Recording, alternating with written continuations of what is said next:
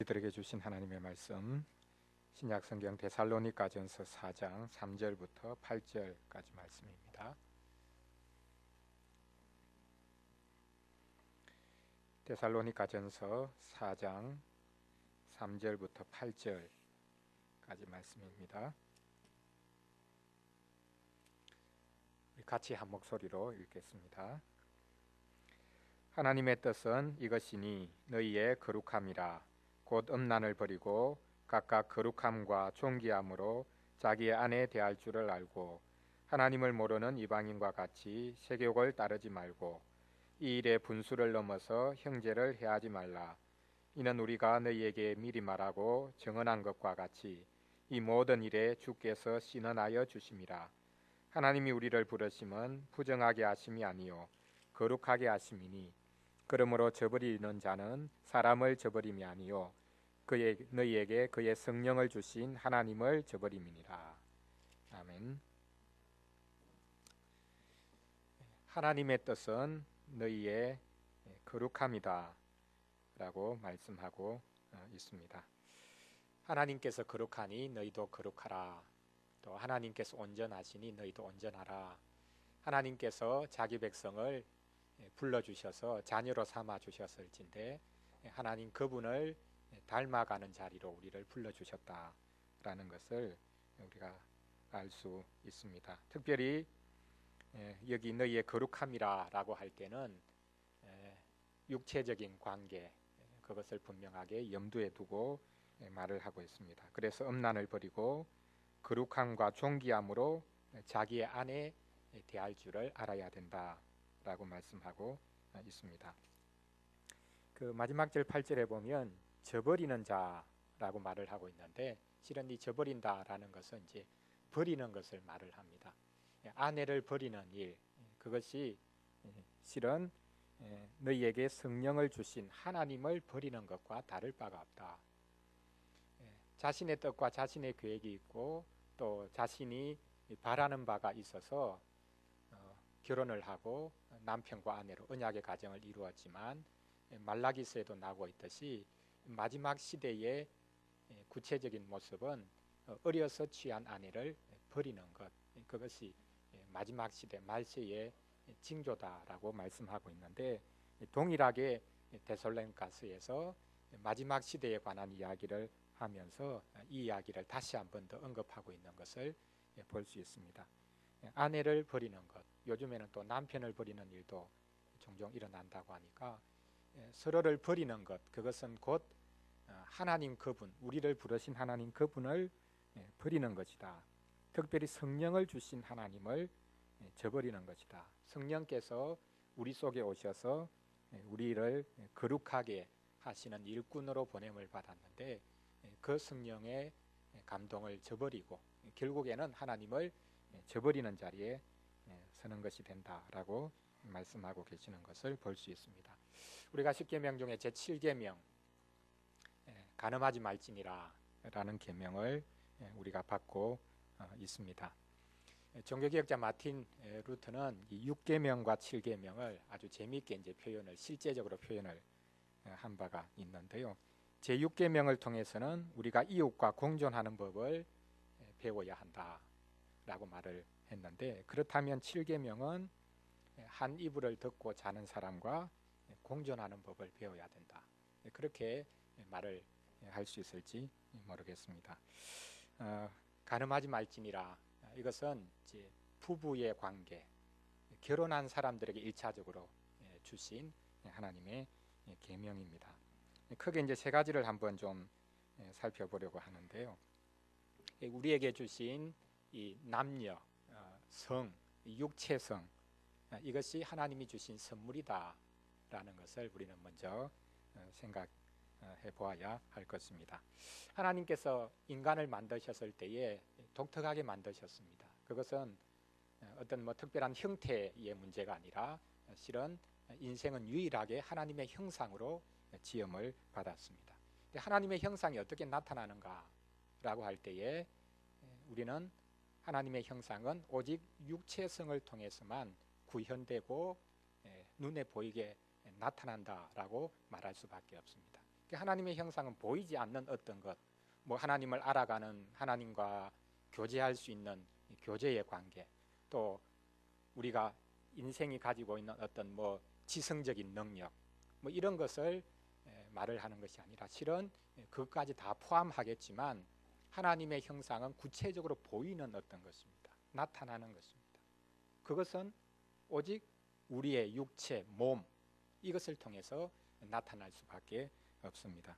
그래서 하나님께서는 인생에게 육체를 주셔서 그것이 하나님의 형상의 구현이 되도록 하셨다. 특별히 모든 동물, 실은 식물들도 마찬가지지만 남녀로 하나님께서 지으셨다라고 말씀합니다. 이 남녀로 하나님께서 지으신 것, 그것이 곧 하나님의 형상됨의 한 부분입니다. 육체성은 분명하게 하나님이 주신 형상됨의 중요한 요소입니다. 그래서 창세기 1장 27절 말씀에 보면요, 형상과 남녀로 하나님께서 창조하신 이것을 구체적으로 연결을 시켜서 설명을 하십니다. 하나님이 자기 형상 곧 하나님의 형상대로 사람을 창조하시되 남자와 여자를 창조하시고, 그러니까 하나님의 형상으로 사람을 창조하셨는데 남자와 여자를 창조하셨다. 그래서 남성과 여성, 그 육체성을 하나님께서 허락하신 것, 그것이 곧 하나님의 형상됨의 가장 구체적인 드러남이다 라는 것을 말씀하고 있습니다. 현대 사회는 이 남성과 여성의 구별, 차별, 차이, 이제 이것을 인정하지 않습니다. 특별히 이제 남성 위주의 문화에 대한 이제 반항으로 그렇게 여성 해방 운동이 일어나고 있는데요. 실은 믿음을 가지더라도 남자가, 또 남편이 자기 생각을 참 버리기가 힘듭니다. 그래서 우리 교회 남자분들은 다 마초다. 만약 이런 이야기를 한다면 여러분 어떻게 생각하십니까? 믿음을 가지고 있으면, 하나님을 믿으면 남자의 태도가 바뀌는가? 남편의 태도가 바뀌는가? 그 시대 문화의 영향을 많이 받기 때문에 믿음을 가지고 있더라도 남자와 여자의 관계, 물론 평등한 관계로 나아가야 되겠지만 서로의 분명한 위치를 인정하는 것, 그것은 참 힘들다라는 생각을 해봅니다. 이제 동성애 문제는 여러분 어떻게 생각하십니까? 태어날 때부터 동성애적인 기질, 그것으로 가지고 태어난 사람은 어떻게 그것을 바꿀 수 있는가? 어떤 사람은 이성애적인 그런 상태로 대부분 많은 사람들이 태어나지만 어떤 사람은 태어날 때부터 동성애적인 기질로 그렇게 태어났는데 그것 자체를 바꾸려고 하는 것, 그건 잘못된 것 아닌가? 서양에서는 이제 동성애를 이미 법적으로 이제 인정을 했고, 이것이 이제 동양 문화권 속에서도 자연스럽게 시간이 지나면 아마 분명히 언급이 될 것입니다. 그러면 동성애는 하나님의 뜻, 계획과 어긋나는 것인가? 원칙적으로 그렇다라고 실은 말할 수밖에 없을 것입니다. 왜냐하면 금방 이야기했듯이 하나님의 형상은 남녀를 통해서, 그 육체성을 통해서 가정을 이루고 또 자녀를 낳게 되는, 생산하게 되는, 그것까지 다 포함하고 있습니다. 그렇게 보자면 동성애는 타고난 기질일 수 있지만 그것은 하나님의 형상의 왜곡입니다. 남녀의 관계를 통해서 하나님께서 가정을 이루게 하시고 자녀를 허락하시는 그것과 원천적으로 이 동성애는 반대되는 것이기 때문에 하나님의 형상됨의 왜곡이다, 그렇게 말할 수밖에 없을 것입니다. 트랜스젠더 문제도 실은 마찬가지일 것입니다. 하나님께서 남녀를 창조하셔서 그것이 하나님의 형상됨으로 우리에게 구체적으로 허락하셨다. 그러므로 이성에 대해서 끌리는 것, 그것은 당연하고 실은 좋은 것입니다. 이성에 대해서 전혀 끌림이 없다, 그것은 잘못된 것이죠. 병원에 가야 되는 겁니다. 하나님께서는 남녀로 만드셨고, 그래서 남녀는 상대방의 성에 대해서 자연스럽게 상대방에게 끌리는 마음을 하나님께서 처음부터 허락해 주셨습니다. 그것은 당연한 것일 뿐만 아니라 좋은 것입니다. 근데 초대 교회 때부터 이제 교회 내 들어오게 된 잘못된 생각은 뭐냐 하면 이 성에 대한 생각, 이것이 이제 부정적으로 교회의 자리를 잡았습니다. 그래서 이제 하나님 앞에 거룩해지기 위해서는, 영적으로 되기 위해서는 가정을 가지지 말아야 된다. 그렇게 독신서약을 해야 되는 것, 그것이 하나님께 가까워질 수 있는, 영적으로 될 수 있는 가장 근본적인 길이 된다라고까지 말을 했던 것을 볼 수 있습니다. 이 교회에서 성경을 해석하는 역사를 통해서도 이제 이런 모습들을 살펴볼 수 있을 텐데요. 예를 들면 구약 성경에 가장 그 남녀의 관계, 특별히 부부의 관계를 구체적으로 묘사하고 있는 성경이 있는데 어떤 성경입니까? 어떤 성경이죠? 아가서지요. 아가서는 구체적으로 뭐 누가 지었는가, 그리고 거기 나오는 남녀의 구체적인 대상이 누군가, 이제 많은 이제 성경학자들이 그렇게 이런저런 해석들을 하곤 하는데요. 우리가 그냥 분명히 읽어보면 한 남자가 한 여자를 그렇게 사랑해서 자기 아내로 맞아들이기 위해서 그렇게 준비하고, 그러면서 아내의 아름다움, 그리고 아내와 더불어서 누리는 그런 성적인 관계의 그 기쁨, 이런 것들을 분명히 이제 표현하고 있는데, 이것을 항상 교회 역사는 지금까지 대부분 영적으로 해석을 해왔어요. 그것은 육체적인 관계를 이야기하는 것이 아니라 오직 교회와 그리스도의 그런 영적인 사랑의 관계를 묘사했다. 이제 대부분 그렇게 지금까지 해석해 왔던 것을 볼 수 있습니다. 그래서 하나님께서 물론 남성과 여성의 관계, 또 부부 관계, 이것이 타락으로 말미암아 심하게 왜곡되었지만, 하나님께서 우리에게 주신 남성, 우리에게 주신 여성, 이 성적인 차이, 이것이 하나님이 주신 선물이다. 그것은 참 좋은 것이다. 그래서 상대방의 성에 끌리는 것, 매력을 느끼는 것, 그것은 지극히 당연한 것이다. 죄악된 것이 아니다. 그것에 대해서 죄책감을 느낄 이유가 없다. 그것을 우리가 생각해 볼 수 있습니다. 그럼에도 불구하고 우리는 우리의 육체가 타락한 이후에 그리스도께서 회복시켜 주셔서 우리를 성령의 전으로 삼으셨다라는 사실을 우리는 늘 명심해야 할 것입니다. 왜 교회는 유독 이 사람의 몸에 대해서 그렇게 집착하는가? 영적인 것에 대해서 늘 이야기를 하면서도 육적인 것에 대해서, 몸에 대해서 한편으로는 부인하는 것 같으면서도 왜 그것에 집착하는가, 그렇게 생각할지 모르겠지만, 실은 이 사회가 인간의 몸에 대해서 얼마나 집착하고 있는지 모릅니다. 몸 자체를 물질화시켰을 뿐만 아니라 상품으로 그렇게 생각하고 있을 뿐만 아니라, 또 다른 한편으로는 그것을 거의 사람의 몸을 우상의 수준으로까지 그렇게 끌어올리고 있는 그런 모습을 볼 수 있습니다. 그래서 우리의 육체는 하나님이 허락하신 것이고, 특별히 남성, 여성, 그것을 하나님께서 하나님의 형상으로 우리에게 허락하셨다. 그러나 이것은 쉽게 왜곡될 수 있고 잘못될 수 있고 오용될 수 있는 부분, 어떤 것보다 더 쉽게 잘못될 수 있는 부분이기 때문에 우리는 성령께서 찾아와 주셔서 우리의 육체를 성령의 전으로 삼으셨다라는 사실을 늘 명심해야 할 것입니다. 어떤 이제 분이 이 그 남성, 여성 이 관계를 이제 불의 비유를 하는데요. 이제 불이라는 것은 그 화로 속에 있을 때는 안전하지만 그 화로를 벗어나면 이것을 통제할 수 없을 뿐만 아니라 끔찍한 재난이 되는 것이다. 그와 마찬가지다. 우리의 성이 바로 그런 것이다. 하나님이 주신 통제 안에, 하나님이 주신 규칙 안에, 규율 안에 있을 때 그 성은 사람에게 기쁨을 주고 따뜻함을 주고 가장 복된 것이 되지만, 하나님이 주신 그 통제, 그것을 벗어날 때 우리의 성은 우리 전체를, 인류 전체를 파괴시킬 수 있는 것이 되고, 가정뿐만 아니라 사회에 아주 끔찍한 그런 재난이 될 수밖에 없다. 그렇게 이야기를 하고 있습니다. 우리가 두 번째 성이 하나님께서 주신 선물이다라는 것을 생각을 한다면, 이것이 특별히 이제 간음하지 말라라는 것은 부부에게 주신 하나님의 계명이기 때문에 결혼 제도에 관해서, 남편과 아내의 관계에 대해서 우리가 두 번째로 생각을 볼 수밖에 없습니다. 결혼 제도는 하나님께서 친히 제정하신 것입니다. 그 많은 사람들이 결혼이 왜 생겼는가? 그것은 남자가 여자를 통제하기 위해서 이제 만들었다.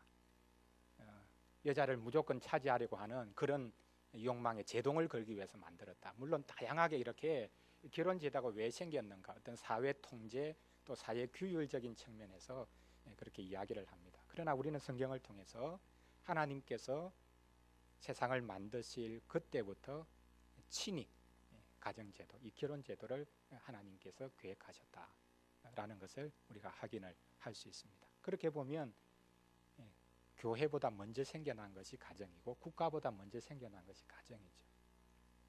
이 국가와 교회는 타락 이후에 생긴 것입니다.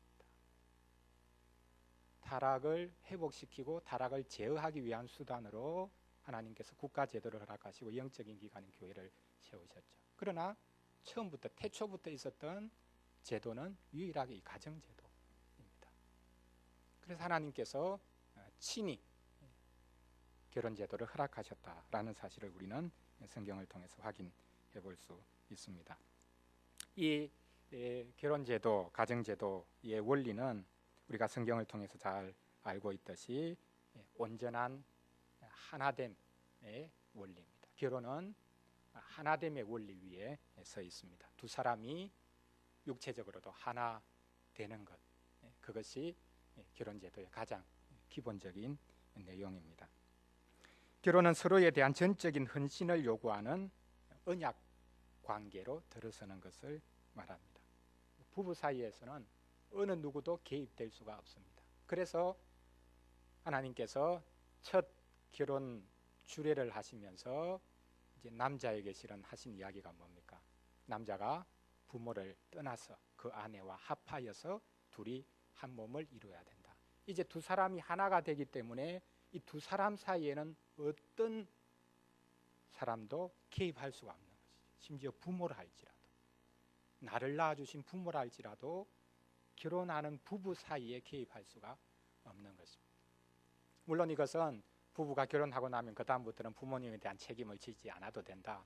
또 꼭 집안에서 같이 그렇게 살 이유가 없다. 무조건 다 이렇게 분가를 해야 된다. 뭐 그렇게 형식적으로 이야기하는 것은 아닙니다. 원칙적으로 하는 이야기가 결혼은 두 사람이 한 몸을 이루는 것이기 때문에 그 사이에는 어느 누구도 부모님도 개입할 수가 없다라는 것을 말씀하고 있습니다. 마태복음 19장 6절에 보면 이것을 우리 예수님께서 특별히 분명하게 다시 한 번 더 그렇게 선언을 하시는데요. 하나님께서 짝지어 주신 것을 사람이 나누지 못할 것이다 라고 명확하게 말씀하고 있습니다. 결혼 서약을 할 때도 이제 그런 서약을 하지 않습니까? 죽음이 우리를 갈라놓을 때까지, 죽음이 여러분을 갈라놓을 때까지 서로를 사랑하고 정절을 지키고 충성하고 하기로 맹세하십니까? 이제 그렇게 서약을 합니다. 뭐 죽음이 우리를 갈라놓을 때까지, 그것은 이제 뭐 옛날식으로 하면 검은 머리 파뿌리 될 때까지 뭐 이런 표현을 쓰기도 하지요. 그런데 이제 두 사람이 하나 된다라는 것은 단순히 감정적인 것은 아닙니다. 서로에게 끌려서, 감정적으로 끌려서 이제 결혼을 했는데 결혼하고 나니까 그 감정이 사라진다. 또 심지어 어떤 경우에는 결혼하기 전에 그 사람이 나에게 꼭 맞는 사람인 것 같아서 결혼했는데 결혼하고 나니까 나에게 더 맞는 사람이 있더라. 이렇게 되면 어떻게 되는 것인가? 이제 그런 이야기들을 합니다. 그러나 결혼이라는 것은 감정적인 것을 넘어서서 서로에 대해서 서로를 온전히 받아서 서로에게 충성하고 사랑하겠다는 서약을 하는, 그리고 언약을 맺는 것입니다. 그래서 서약할 때도 여러분이 지금 감정적으로 뜨겁게 사랑하고 있습니까? 그것을 묻지 않죠. 어떻게 묻습니까? 평생토록 사랑하겠습니까? 서로에 대해서 헌신을 하겠느냐?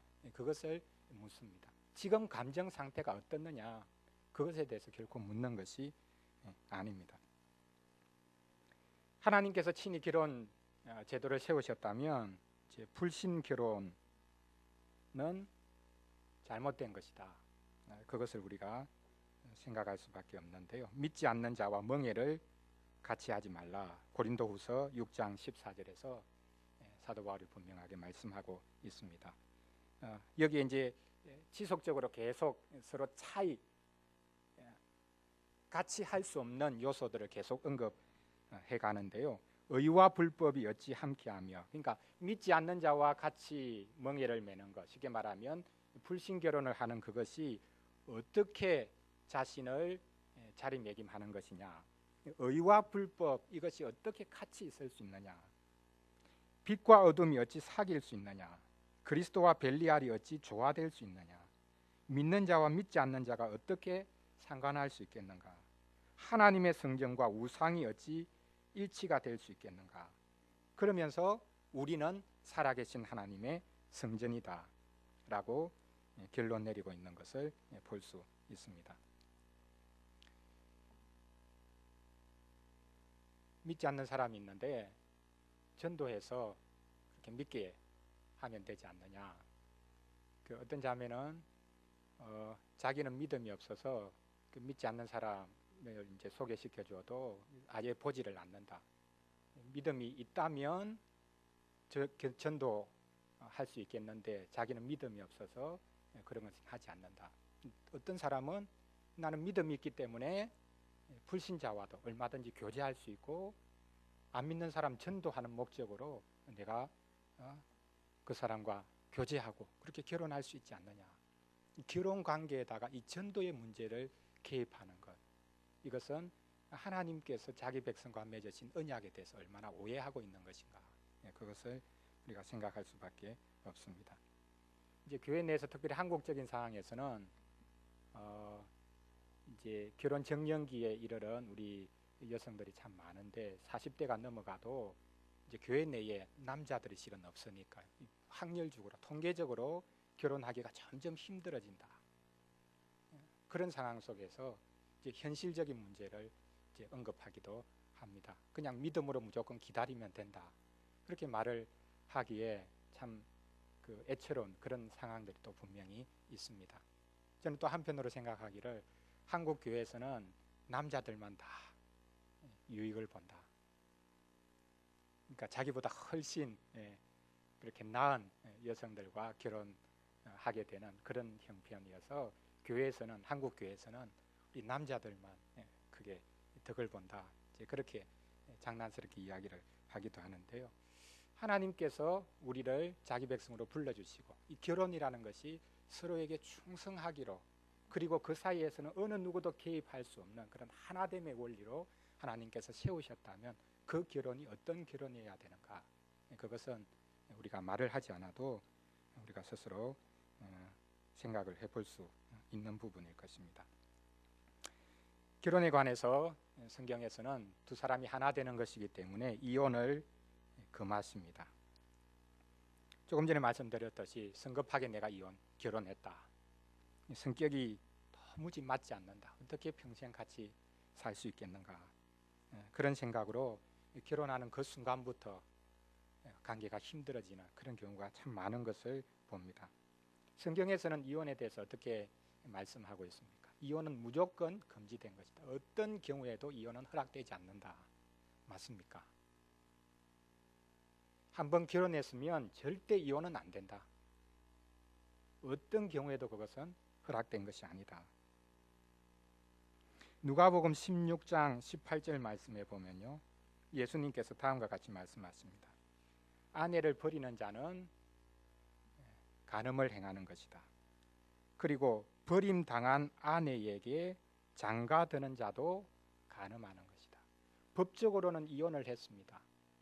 그러면 이혼당한 사람과 결혼할 수 있는 것 아닙니까? 법적으로 이혼이 됐으니까. 그러나 하나님 보실 때는 그 이혼이 법적으로는 한 것이라 할지라도 하나님 볼 때는 아직까지 부부입니다. 그래서 이혼당한 여인과 결혼하는 것, 그것도 간음하는 것이다 라고까지 말씀하고 있습니다. 그래서 부부가 하나 되었다는 것, 그리고 법적으로 언제든지 그 관계를 깰 수 있지만 하나님이 그 관계를 어떻게 보시는가, 그것을 지속적으로 생각하지 않을 때에 우리는 큰 죄를 짓는 자리에 설 수 있습니다. 그러나 우리는 죄가 이미 결혼을 오염시킨 현실적인 상황을 인정할 수밖에 없습니다. 그래서 예외적으로 교회사를 통해서 두 가지 경우, 그 경우에 한해서는 이혼이 허락된다. 무조건 이혼해야 되는 것은 아니고 이혼이 허락될 수 있다. 그렇게 이야기를 합니다. 첫 번째로는 여러분 잘 아시듯이 결혼한 상대편 한쪽의 부정의 문제, 그것으로 인해서 다른 쪽은 그 결혼을 그렇게 깨뜨릴 수 있다. 그렇게 말을 합니다. 그리고 의도적으로 한쪽이 상대방을 버렸을 때, 의도적으로 남편이 아니라고 아내가 아니라고 그렇게 치부를 할 때에 그때 이혼이 가능하다. 그렇게 두 가지를 교회사를 통해서는 또 성경 말씀에서도 이 부분을 이야기하고 있습니다. 이제 부부 관계가 두 사람의 관계로만 국한될 때에 또 두 사람이 서로에게만 집착할 때 이것이 문제가 생깁니다. 성경에서는 놀랍게도 이 부부의 관계를 그리스도와 교회의 관계를 이 땅에 보여주기 위해서 하나님께서 세우신 제도다라는 놀라운 말씀을 하고 있습니다. 우리가 그 개혁교회 이제 예식문들 중에 결혼 예식문이 있는데요. 그 결혼 예식문에 보면 이제 혼인의 비밀이라는 조그마한 소 이제 제목이 있고 거기에 바로 이 이제 남편과 아내의 관계가 어떻게 그리스도와 교회의 관계를 증거하고 보여주기 위해서 하나님께서 만드신 것인가라는 것을 이제 다음과 같이 해설하고 있는데요. 한번 들어보시기를 바랍니다. 사도 바울은 남편과 아내가 혼인으로 연합하여서 하나가 되는 것은 그리스도와 그의 교회의 관계를 나타낸다고 가르칩니다. 그리스도와 교회의 연합은 큰 비밀입니다. 그리스도께서 교회의 머리이신 것처럼 남편은 그의 아내의 머리입니다. 그리스도께서 그의 교회를 끝까지 사랑하시고 교회를 위하여 자신을 주셔서 거룩하고 흠이 없게 하려고 하시는 것처럼 남편도 자기의 아내를 자기의 몸처럼 사랑하고 돌보고 보호하여야 합니다. 교회가 그리스도에게 순종하는 것처럼 아내는 모든 일에서 하나님의 뜻을 따라 남편에게 순종하고 그를 존경하며 그의 사랑의 돌봄에 의탁하여야 합니다. 경건한 여인들의 본을 따라서 하나님을 믿고 남편에게 복종하여야 합니다. 성경에서 우리에게 분명히 말씀하는 바를 이제 예식문에서 이렇게 언급하고 있습니다. 남편은 아내를 사랑하고 아내를 위해서 그리스도처럼 온전히 희생해야 된다. 근데 우리 동양적인 생각은 어떻습니까? 희생은 누가 하는 거라고 생각합니까? 아내가 하는 거라고 생각하죠. 남편을 위해서 희생하고 자녀를 위해서 희생하고 아내가 모든 것을 희생해서 남편 뒷바라지를 하고 자녀 뒷바라지를 해야 된다. 그러나 성경에서는 그리스도가 교회를 위해서 희생했지 교회가 그리스도를 위해서 희생해서 교회가 생겨난 것이 아니다. 그러므로 남편은 아내를 위해서 희생해야 된다. 그러면 뭐 모든 직장도 다 때려치우고 뭐 집안에 들어와서 살라는 말이냐? 그런 것이 아니죠. 아내를 보호하고 가정을 보호하고 가정을 위해서 온전히 희생하는 것, 그것이 남편의 일이다라고 말씀하고 있습니다. 아내는 그 남편의 가르침 또 남편의 인도 그것을 따라서 남편에게 복종하는 것, 순종하는 것, 그것이 교회가 그리스도께 하는 것처럼 되어야 된다라고 말씀하고 있습니다. 이것은 현실에 있어서 참 맞지 않는 부분일 것 같습니다. 서로가 평등한 관계인데 희생하고 또 순종하고 복종해야 되는 그런 불공평한 그런 불평등한 그런 관계로 왜 이야기를 하는지 모르겠다라고 말을 하는 경우가 있습니다. 그러나 우리는 이 부부 관계를 통해서 하나님께서 이 땅 가운데 그리스도와 교회의 그 신비를 어떻게 드러내기를 원하시는가, 그것을 우리가 깊이 배워가고 또 알아가야 될 것입니다. 마지막 세 번째로 생각해 볼 수 있는 것이 이것이 그냥 단순히 부부의 어떤 관계를 이야기하는 것뿐만 아니라 실은 7계명이 모든 부정한 행위를 하나님께서는 싫어하신다. 그것은 하나님께서 얼마나 죄악된 것으로 보시는 것인가라는 것을 우리가 마지막으로 우리가 요리문답을 통해서 한번 확인을 해보도록 하겠습니다. 제 41주일인데요. 108문 제7계명에서 하나님께서 원하시는 것은 무엇입니까? 라고 묻고 있습니다. 우리 같이 한번 읽어보겠습니다. 모든 부정은 하나님의 저주 아래 있습니다. 따라서 거룩한 혼인의 관계에 있든지 독신으로 있든지 우리는 어떤 부정이라도 마음으로부터 미워하고 순결하고 단정한 생활을 해야 합니다. 7계명에서 하나님께서 요구하시는 것은 부부간의 그런 단순한 부정을 싫어하시는 것뿐만 아니라 어떤 형태의 부정한 일, 부정한 행위, 부정한 또 백구문에 나오지만 마음 상태, 우리의 말, 몸짓 그것까지 다 포함하고 있음을 여기서 말씀하고 있습니다. 이것은 혼인의 관계에 들어간 이들뿐만 아니라 혼인의 관계에 들어가지 않은 결혼 전에 있는 독신으로 있는 그런 상태에도 이 말씀은 적용이 되는 말씀이다 라고 해설하고 있습니다. 그래서 어떤 부정이라도 마음으로부터 우리가 미워해야 된다. 순결하고 또 단정한 생활을 해야 된다 라고 해설합니다. 우리 백구문 조금 더 이제 구체적으로 해설하는데요. 하나님께서는 이 계명에서 간음 또는 그와 같은 부끄러운 죄만을 금하십니까? 묻고 있습니다. 우리 답 같이 한번 읽어보겠습니다. 우리의 몸과 영혼이 모두 성신의 전이기 때문에 우리가 몸과 영혼을 순결하고 거룩하게 지키기를 원하십니다. 그렇기에 하나님께서는 모든 부정한 행동이나 몸짓, 말이나 생각이나 욕망 또한 그리로 유혹하는 모든 것을 금하십니다. 모든 부정한 행위를 하나님께서 금하신다. 그것을 죄악된 것으로 보신다라고 말씀합니다. 그래서 결혼 전에 순결을 지키는 것, 그것을 또한 우리는 본문을 통해서 확장해서 이 본문의 의미로 우리가 잡을 수 있을 것입니다. 문자적으로는 간음하지 말지니라라는 것은 결혼한 부부에게 요구하는 하나님의 계명이지만 그러나 우리가 하나님께서 원하시는 것은 결혼한 부부뿐만 아니라 혼자 있을 때도 우리가 순결함을 지켜야 된다.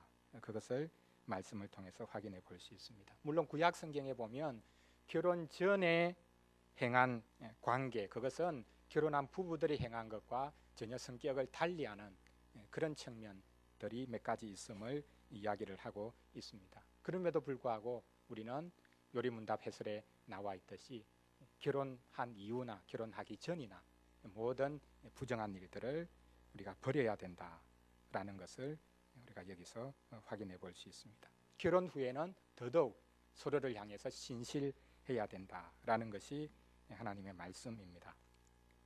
이제 초대교회 때에 이미 그때 당시는 이제 로마 사회 헬라 문화권이었기 때문에 한 남자 한 여자의 결혼뿐만 아니라 중혼, 쉽게 말하면 한 남자가 많은 여인들과 결혼해서 요즘 모슬렘권처럼 그렇게 이제 중혼이 당시에 많이 이루어졌습니다. 이제 그러면 중혼한 상태에서 어떤 사람이 예수님을 믿었습니다. 그럼 어떻게 해야 되겠습니까? 첫째 아내 외에 모든 아내는 즉시로 다 이제 돌려보내야 되는 것인가? 처음부터 그렇게 무조건 그 관계를 다 깨라고 초대교회는 요구하지 않았던 것 같습니다. 그걸 어떻게 확인해 볼 수 있느냐 하면요. 그 직분자를 세울 때 직분자, 특별히 이제 감독, 집사를 세울 때 그 직분자의 조건으로 제시한 것이 무엇입니까? 아내와의 관계에 있어서 직분자의 조건은 한 아내의 남편이 되어야 된다. 그렇게 이야기를 하고 있죠. 한 아내의 남편이 되어야 된다. 그래서 이제 처음부터 중혼한 상태에서 모든 그런 첫째 아내 외에 모든 아내를 처음부터 다 완전히 정리하라. 그렇게 이제 말씀한 것은 아니지만 특별히 직분자는 하나님의 형상의 온전함, 회복, 또 그것의 선구자 역할을 하기 때문에 직분자는 한 아내의 남편이 되어야 된다. 그것을 직분자의 조건으로 분명히 제시하는 것을 볼 수 있습니다. 그 선교를 하면서 이제 서양 선교사들이 아프리카에 들어갔는데 아프리카에 동일하게 그런 일들이 많이 있죠. 그렇게 해서 이제 첫째 아내 외에는 모든 아내를 다 돌려보내야 된다. 그렇게 했더니 사회적인 현상이 이렇게 되는데 이 문제가요.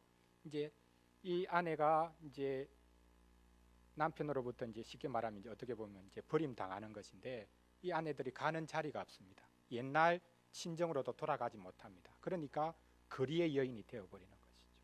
그래서 선교사들이 처음에 하나님을 믿으면 한 아내만 두어야 된다라는 것을 성급하게 적용하다 보니까 오히려 버림받은 아내들이 더 크게 사회적인 문제가 되는 그런 상황이 되어져서 이제 과도적인 조치로 이제 단계적으로 정리해야 되겠지만 처음에 그러면 한꺼번에 모든 아내를 내어보내면 문제가 생기니까 모든 아내를 같이 사랑해야 된다. 뭐 이런 그 요구를 이제 하는 그런 역사가 이제 있었던 것 이제 들어본 적이 있습니다.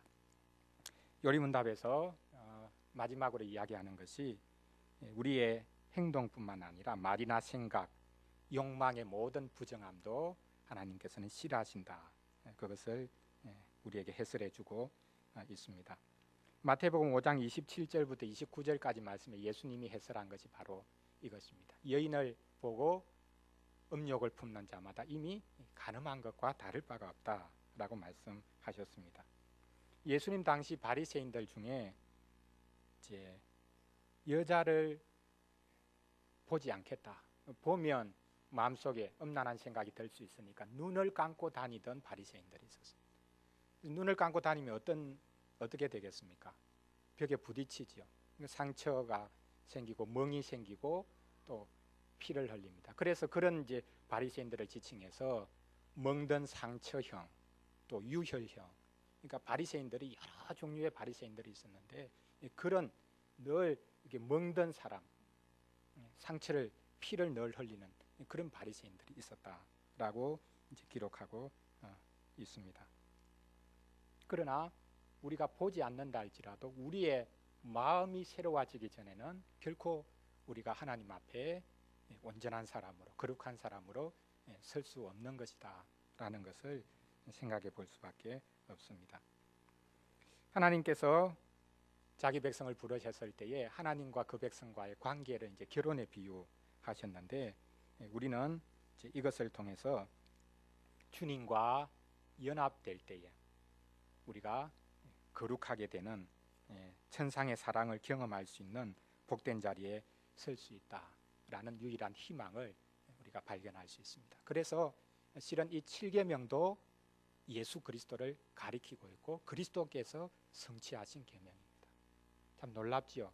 가정을 이루지 못한 예수님께서 어떻게 보면 독신으로 사셨던 예수님께서 우리의 가정생활, 부부의 관계에 참된 회복자가 되시고 또 그 관계를 가장 복된 관계로 이끌어 가시는 우리의 구원자가 되신다라는 사실입니다.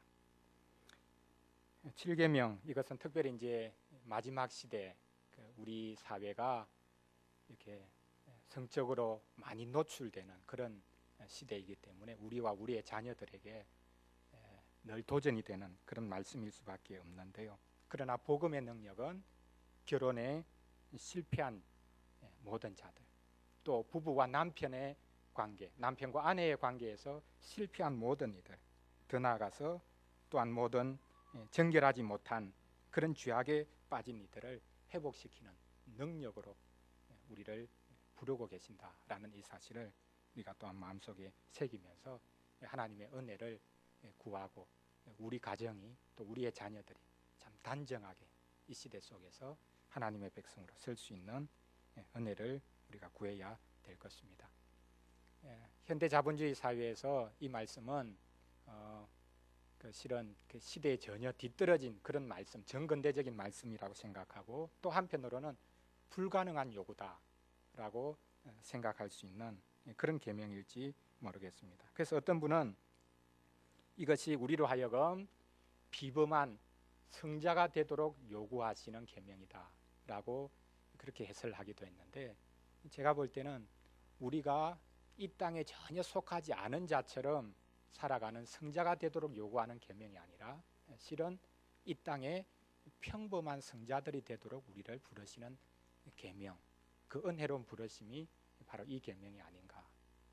평범하게 살아가면서도 성자처럼 살아갈 수 있는, 그것은 부부의 관계를 하지 않는 것을 통해서가 아니고 독신으로 살아가는 것을 그렇게 작정함으로 이루어지는 것이 아니라 가정을 이루어서 평범한 생활을 하고 자녀를 낳고 양육하는 그 삶을 살면서 평범한 성자가 되도록 우리를 부르시는 하나님의 부르심이다 라는 생각을 해봅니다. 하나님께서 우리 모든 부부관계, 또 가정, 또 우리의 자녀들 하나님께서 지켜주시기를 간절히 구해야 되겠습니다. 우리 찬송 559장 한 장 부르고 우리 같이 기도하고 마치겠습니다.